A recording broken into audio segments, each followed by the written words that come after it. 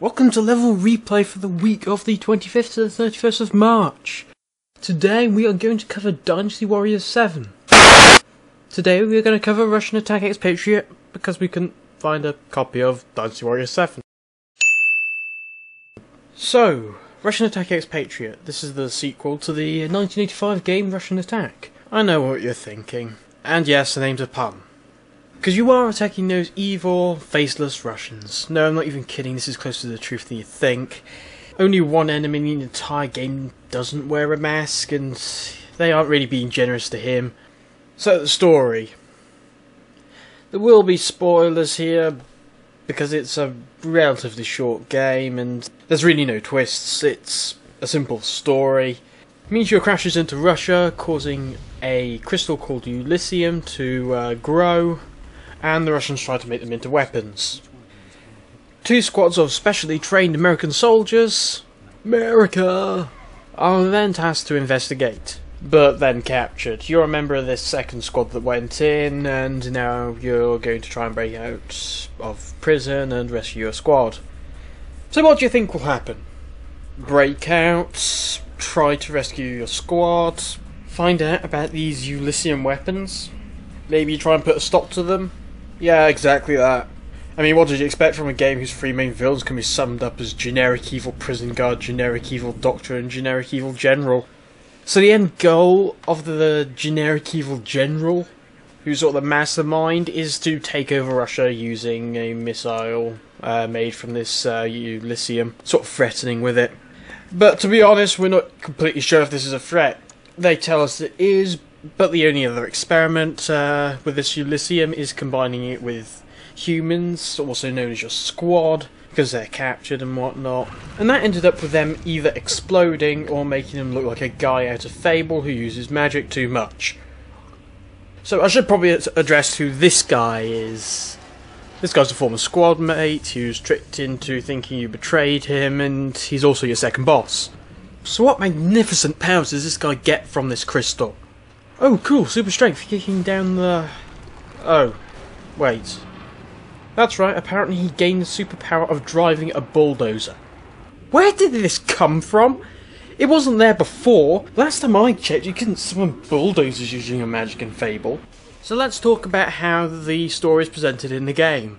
Firstly, you have these cutscenes in between the three levels that tell you what's happening and everything like that. And then in-game you get these text bubble conversations. My problem with these bubbles is that the text goes rather slowly. There isn't a way to skip to the end of the bubble so you can just read all the text. It skips to the next bubble and blacks out the previous bubble. But then you've got these 2, maybe 3 or so cutscenes in-game. These just seem out of place considering that it's used very few times, because most of the dialogue between characters is used with this text bubble thing. But instead you got these, and these are actually voice acted, unlike all the others. You can probably already tell from this cutscene the graphics are pretty bad for this game. And the worst thing about it is there's absolutely no lip sync with the voice acting. Also, story-wise, there's this American general giving you orders, and he's got to be a flipping sidekick. There's a part in the game where you find out some information about these weapons, and then you just call in to say that you're going to stop them from being fired. And guess what? He knows exactly where that base is that had those weapons. He also knows where exactly you are at that point in time, and that there's a place right beside you to dock a submarine there, and he apparently had the hindsight of already sending a submarine there because it arrives immediately as your conversation ends. But let's face it, this game really wasn't made for the story. So, gameplay. So the map you get makes it look like a Metroidvania game. And so does the handling in a way, but it isn't really a Metroidvania game. There's no backtracking. There is one obstacle that you need an item to get past. There's a gas that you need a gas mask for, but it's only for the odd occasional tunnel. Maybe lead you past a few enemies, something like that. It isn't necessary. So, general combat mainly revolves around melee and stealth. You can sometimes hide in these sort of passageways, or maybe there's a bit above you you can hide. Basically, as soon as an enemy walks across, you can then just grab them, kill them. One hit kill.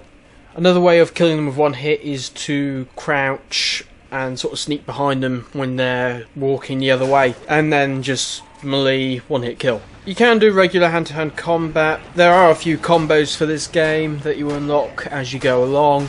Though, taking an enemy one-on-one, it does tend to revolve around if the AI decides to block or attack. It's not down to your player's skill, it's more if the AI wants to block or wants to attack, it can do it. So there's a bit of luck involved, really.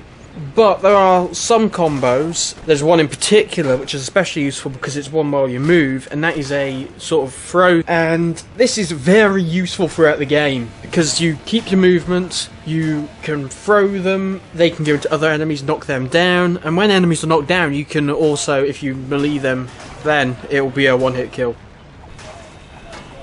You can also throw them into level hazards, radioactive liquid and whatnot. And it's always funny to see them ragdoll. But as I said, the combat mainly revolves around melee and stealth. There are weapons in the game. Some enemies drop these. You have an assault rifle, a rocket launcher. They don't tend to have much ammo. I think you can get about 4 shots off with the assault rifle, and there are only 3 rockets in the rocket launcher. Assault rifle on easy mode, it's just the 1 burst to kill. Assault rifle on hard mode is 2, so it uses half your ammo just to kill 1 person. Rocket launcher is just a 1-hit kill. Grenades also a 1-hit kill. You can pick those up around the place, not from enemies. You can also find armor, which will double your health effectively. It adds a bar over the top of your current health bar, sort of like how you get in fighting games, yellow bar and red bar. And also you have these health packs which you can use throughout the level when you get low in health. There's also these night vision goggles as well, which you can find, and they're pretty much completely useless. So as previously mentioned, there are 3 levels in this game. Each lasts about an hour 20-ish on hard mode, but I replayed the first level on easy, and it was about 35 minutes, so it depends on skill, how used you are to this game, and as well as your difficulty level. At the end of each of these 3 levels there's a boss fight, and the first 2 are actually pretty good. Despite the stupid premise of the second boss, both the boss fights are pretty creative. This creativity comes across also in the first part of the third boss. There are 2 parts for this boss, but in this case it doesn't work well. The risk outweighs the reward, because you don't necessarily have to take the health off. You can just defeat the boss on the second part. So the second part, it's just not that good. It's basically just block and hit. But the second boss is pretty creative. I mean, the bulldozer drives you back. It makes you wonder, how can I escape? So you wall jump, go over the bulldozer, and then it comes back at you. But there's a platform you can wall jump to, and it has a mine. So maybe the mine can destroy him. So you place the mine down, and it stops him on the mine. So you then think, okay, it's not damaging him. What can I do? Oh, there's a platform at the top. Something where if the bulldozer's in the right place, then you could jump off that and grab that rocket launcher on that platform. So it's fairly creative and fairly well done. So let's talk the difficulty, because the difficulty really does escalate. The first level is easy, quite frankly. Health packs are in abundance, and also the checkpoints always seem to be just before you died, so they seem fairly frequent. Not sure if this is just me not dying that much, but actually the hardest bit in the first level isn't to do with the combat, it's to do with precision jumping, which is one aspect I suppose I haven't talked about in the controls yet. The jump is unresponsive. It's sometimes rather hit and miss. It works more often than not, but especially in these couple of precision platforming sections on this level. So I should explain what these precision platforming bits are. You have these crates over what I assume is a radioactive liquid, and you jump from crate to crate. Now in real life, when you jump on a crate, you wouldn't expect it to stay still when it's floating. You would expect some tilting, so they've incorporated into that, and that's just working against it, because if you land on the edge of the crate, the animation sometimes just makes you clip off the side, which is very frustrating. So you couple that with your jumping problems, which might be partially, because it's a bit worse at this section it seems, might be partially generated with the tilting of the crates. It's quite clearly the hardest part of that level. In fact, it's pretty lucky that those come straight after checkpoints. But saying that, they're not all the way at the start of the level. The problem with that is that to actually get S ranks in this game, because you get ranked at the end of each level, to get S ranks apparently you mustn't die in that level. First level fairly easy, second level it's a lot harder. You don't have those precision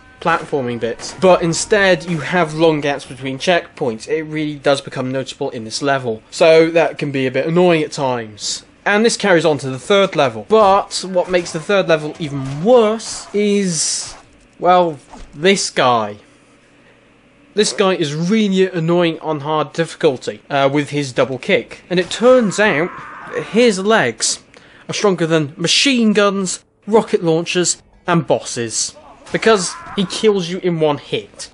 Well, with his legs being as strong as bosses, and one of the bosses being a bulldozer that goes through a wall, does that mean he can kick you through a wall?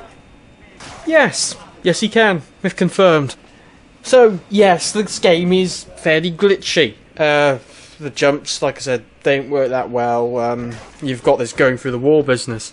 And it's especially glitchy for this throw move I was talked about earlier, with the way it ragdolls and everything. These guys can get catapulted into the air if you throw them into a truck that's very close. And it's really funny for that. But it's not just glitchy in that aspect, there's also the final boss battle. Because I said it was 2 parts. When it was meant to go from part 1 to part 2, when it started part 2 for me, because they're in difficult locations, it teleported me back to part 1, when the boss was at part 2. And I'm glad I'm not going for S rank on this game, because that would have been fairly annoying. Now there is a restart in the main menu, but I wasn't going to be touching that because restart what? Restart the entire level. I'm not going through the level another 1 hour 20 minutes or more on hard mode against Ninja Dave over here. I mean, if it said restart at the last checkpoint, that would be fine, but I'm not pressing that. So what's my verdict on this game? The story? No.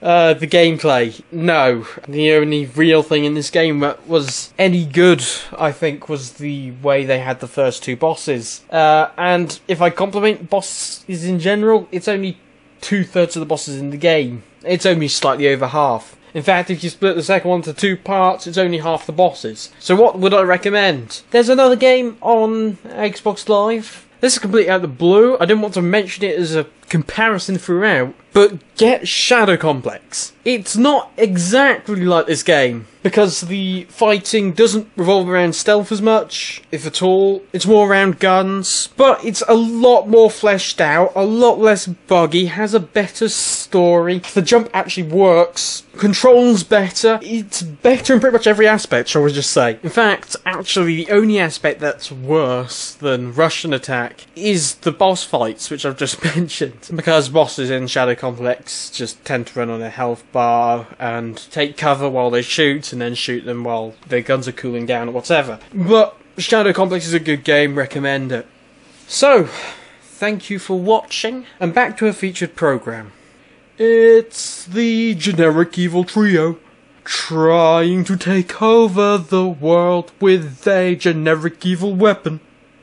Generic evil trio, generic evil trio, generic evil trio.